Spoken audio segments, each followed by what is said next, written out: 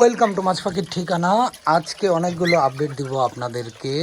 এই সব সেট একটু পরিবর্তন করেছি, সেই আপডেটটাই আপনাদেরকে দেব। শুরুতেই যে আপডেট দিতে চাচ্ছি, এটা তো আগে থেকেই কাঁচাই ছিল। এই জেব্রা ফিঞ্চ, যার দুটো খুব সুন্দর বেবি দিয়েছে, মাশাআল্লাহ, খুব হেলদি এবং খুব চঞ্চল, এবং তারা খাঁচা থেকে বেরিয়ে এসেছে এবং তারা হয়তোবা আবার ডিমের প্রস্তুতি নিচ্ছে, এরকম একটা মনোভাব। এই জেব্রাটাকে দিয়েছি, এরাও বাসাতে যাচ্ছে, ডিম দিয়েছে সম্ভবত। দেখানোর যদি একটু সুযোগ থাকে আমি আপনাদেরকে দেখানোর চেষ্টা করছি। না, দেখা যাচ্ছে না। তো এরাও ডিম দিয়েছে। লং টেল যে জোড়াটা মেল করে নিয়ে আসলাম, সেই জোড়াটা মাশাআল্লাহ এরাও ডিম দেওয়ার প্রস্তুতি নিচ্ছে, সম্ভবত দিয়েছে। আমি হাত দিয়ে দেখিনি, কারণ এদেরকে বিরক্ত করতে চাচ্ছি না। বাজুরিকা অনেকগুলো ডিম দিয়ে বসে আছে, অনেকগুলো ডিম দিয়ে বসে আছে।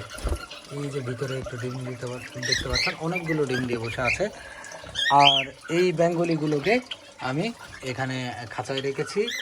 এরা বাইরে বেশি বিরক্ত করছিল, বিশেষ করে ওই জেব্রাটা এই লং টেলটাকে খুব বিরক্ত করছিল। মানে ছোট থেকে একসাথে বড় হয়েছে, যে কারণে এক জায়গায় হলেই খুব বিরক্ত করছিল। আর সবচেয়ে বড় যে আপডেট, সেটা হচ্ছে আমার এই যে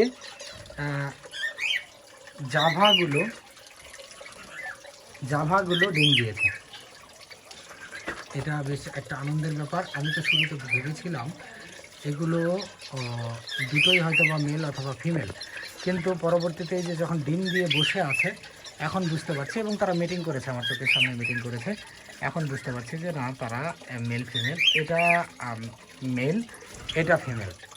আমি এখনও ঠিক করে বুঝতে পারি না এদের গঠন কিভাবে বোঝা যায়, তবে এই দুটোর মধ্যে এটা ফিমেল, এটা মেল, এইটুকু আর কি দেখে বুঝলাম। কিন্তু এদের শরীর দেখে আমি এখনও ওই তফাৎটা বুঝতে পারি না।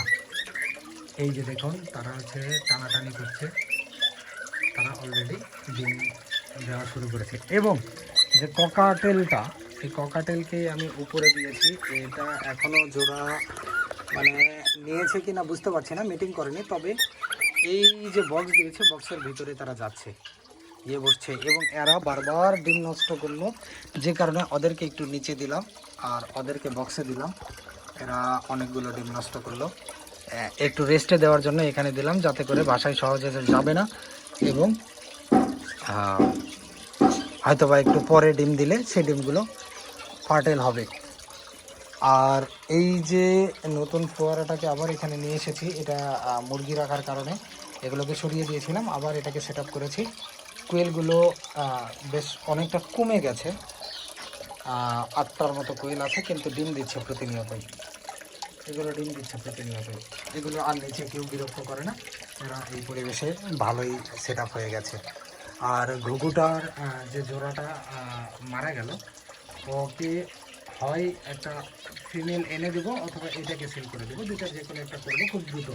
যদি কারো মেল ডায়মন্ড ডাব লাগে, তাহলে অবশ্যই যোগাযোগ করবেন। আমার এটা খুব চঞ্চল একটি পাখি এবং খুব ডাকে, একে আমি দিয়ে দেবো।